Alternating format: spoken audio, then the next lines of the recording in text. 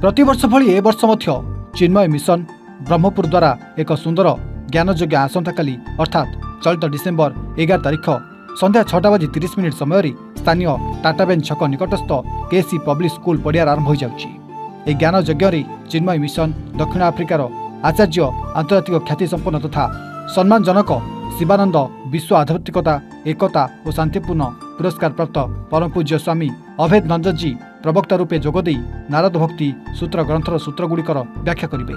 प्रथम संध्यारे यह ज्ञान यज्ञ को राउरकेला चिन्मय मिशन आचार्य परम पूज्य स्वामी निर्लिप्त नंदजी उद्घाटन कर कार्यक्रम रही बेले स्थानीय बहु गण्यमान्य व्यक्ति निमंत्रित अतिथि रूपे उपस्थित रहे। प्रथम संध्यार उद्घाटनी कार्यक्रम में यह ज्ञान यज्ञ दुईटी पर्यायर अर्थात 12 तारिख ठारू प्रत्यह सकाळ 7 घंटा ठारू 8 घंटा पर्यंत संध्या 6:30 ठारू राति 8 घंटा पर्यंत चलित मास 16 तारिख पर्यंत संध्या पर्यंत चलिबो।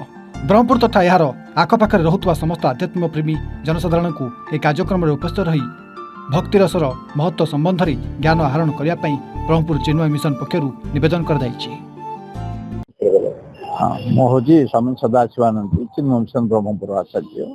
आज्ञा ये कार्यक्रम जी काली संध्या 6:30 आरंभ हम 6:30 रू 8 जगह 6 दिन चलो आ प्रत्येक दिन सकाले 7 रू 8 पर्यटन चलो। ये कार्यक्रम आमर स्वामी अभेदानंद जी आस साउथ आफ्रिकार स्वामी जी 6 दिन धरी प्रवचन करेंगे।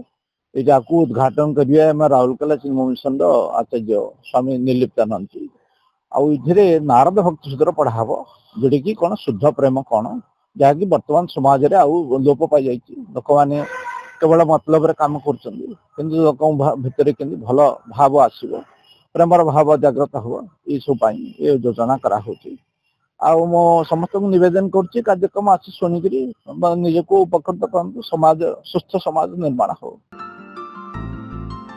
गंजाम जगन्नाथ रिपोर्ट एवं ओडिशा।